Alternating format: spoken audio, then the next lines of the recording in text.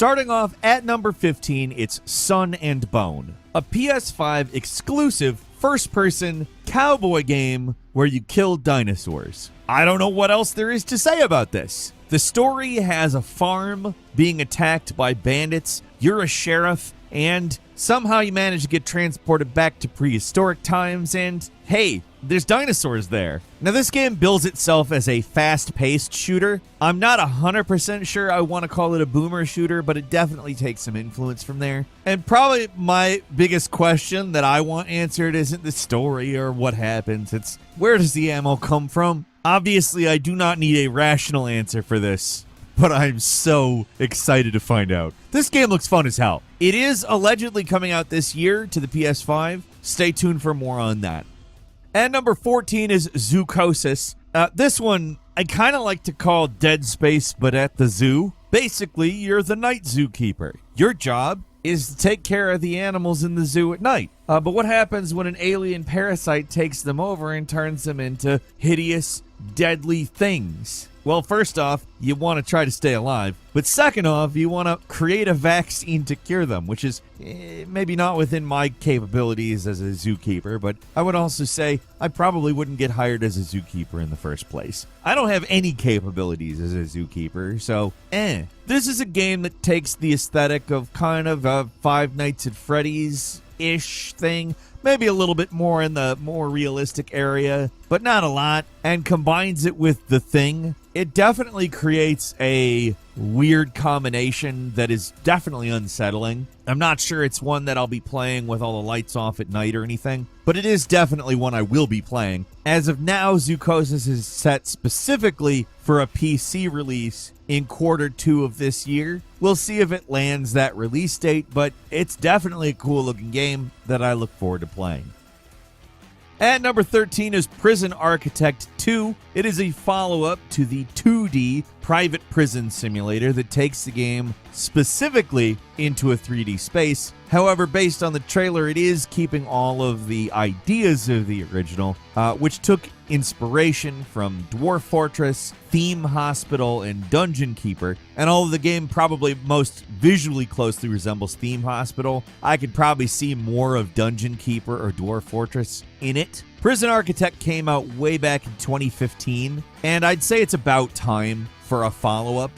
It was a good game. I enjoyed it, but it's been quite a while since I've played it. This looks like a pretty good reason to get back into that world. I also love me a good theme park / theme hospital type game, and I will be playing Prison Architect 2 when it lands on PC, PS5, and Xbox Series May 7th. At number 12 is Dungeonborn, a first-person dungeon crawler giving you PvPvE gameplay. In some ways, it reminds me of Skyrim, except, of course, the type of game it is nothing like Skyrim. It's got that kind of slower-paced, deliberate combat, though. However, it would also be remiss to say it looks like it's as uncomplicated as Skyrim. There's a lot more going on in the combat. It's also got a pretty interesting look to it. I wouldn't necessarily say it's something we've never seen before, but it's a version of medieval fantasy that you don't really see them lean into too much. I would say it doesn't look like anything I've played in recent years, and obviously it looks quite nice because it's a recent game. I'm interested in exactly how this one plays out because it seems to be a competitive game. You got a 3v3 arena, and you don't really have a lot of competitive dungeon crawlers. And I think that's a really interesting starting point for an idea, and it looks good. Dungeonborn is coming to PC sometime this year. And number 11 is Smite 2, the follow-up to the 2014 MOBA. Gonna retain free-to-play, so that obviously gives us some clue as to a lot of what's going on. The developers, Titanforge Games, are branding it as the next step in Smite. So to me, I'm expecting more evolution than revolution, but it's been a long time since the original. A decade, specifically. It's 2024 now. And to be frank, the original Smite is an Unreal Engine 3 game. We've been through a lot since then. So bringing the multiple PvP modes that Smite has into the Unreal 5 world of today, I think is probably a good idea. If you're unfamiliar with the original, you choose a god. It's not specific to any one mythology. There's a lot of different gods to choose from. Different gods have different powers. That's how it slots into the MOBA idea. It's a 5v5 MOBA, and I expect it to be a pretty good game. I liked the original Smite. It's been, again, a very long time since I have played it, and this seems like a pretty decent excuse to get back into it. Smite 2 is going to be coming to PS5, Xbox Series, and PC sometime this year. At number 10 is Dragon is Dead, a roguelite hack-and-slash action platformer with pixel art graphics that will likely immediately give you some Castlevania vibes. That's for a good reason. The developers happily claim that as an influence. Good thing, too. It looks super cool, but they also say there is some Dead Cells and Diablo influence in there as well, which Diablo obviously not being of that genre, at least not entirely. There are some elements of the Metroidvania in Diablo, but they're generally structured pretty differently. Some of the cool stuff in Dragon is Dead, it seems like customization is a large aspect of it. They're really pushing the idea that there's a lot you can do to make your combatant your own. Lots of different skill builds, but you got a dragon to slay. That's what's going on here. Dragon is Dead is going to come to early access on Steam June 7th. At number 9 is Kingmakers, which is a game that appears on the surface pretty familiar. Big, massive medieval fights. And then when you're watching the trailer for this game, suddenly a pickup truck appears. You're somebody from a future who goes back in time with guns and vehicles and stuff, and Kingmakers looks phenomenal. I don't care why. There's nothing that could make me not want to play this game. It doesn't matter what's going on here.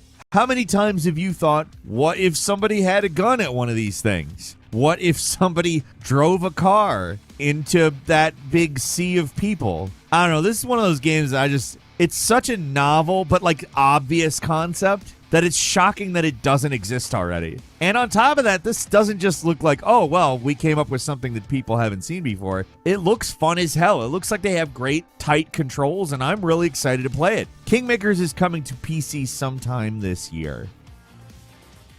At number 8 is Neon Blood, being billed as a cyberpunk detective RPG, a game that kind of reminds me of point-and-click adventure games, but it's clearly not one of those. It's got really cool-looking 2D characters, great sprite work, on a 3D environment that really complements them well. It's set after World War III. You're a detective. It's an adventure game, obviously. There's some degree of detectiving. That's kind of this genre's bread and butter. But there's a lot more to it than that. Apparently, the detective joins a revolution, and a lot of big things happen, which often doesn't happen in this type of a game. Oftentimes, you just solve a mystery, even if it's a big mystery. That's kind of it. This sounds a lot more like world-changing events that you take part in. Should be really interesting. It's coming to PC, the PlayStations, and the Xboxes sometime this year.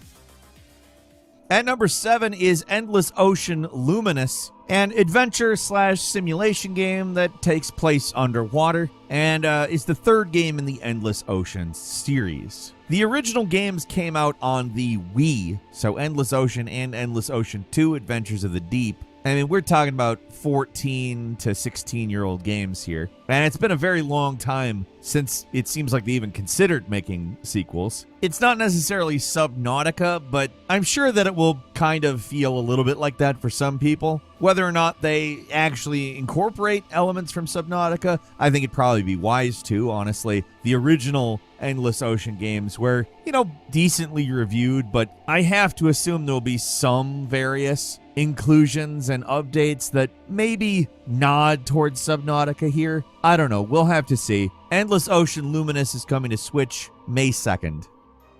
At number 6 is Disney Epic Mickey Refurbished, a remake of Epic Mickey. This is a game that came out way back on the Wii, and because of its exclusivity there, maybe didn't get quite the attention it deserved. It's a really interesting game. And it doesn't help that its follow-ups came out on the 3DS, as it's kind of a game that only a certain segment of people may have played. The idea of it actually doesn't seem like a Wii game. It's a little bit quote-unquote edgy. I mean, it's not really actually edgy, but compared to what you would expect from Mickey Mouse, maybe a little edgy. And what we're getting is just a full-on, nice-looking remake of what was a really cool game that deserved more attention. I think it probably will get the attention it should have gotten the first time around. At least I'm crossing my fingers and we get more real Epic Mickey sequels. That would be something I'd like a lot. This is coming to the PlayStation, the Xbox Series, PC, and Switch sometime this year.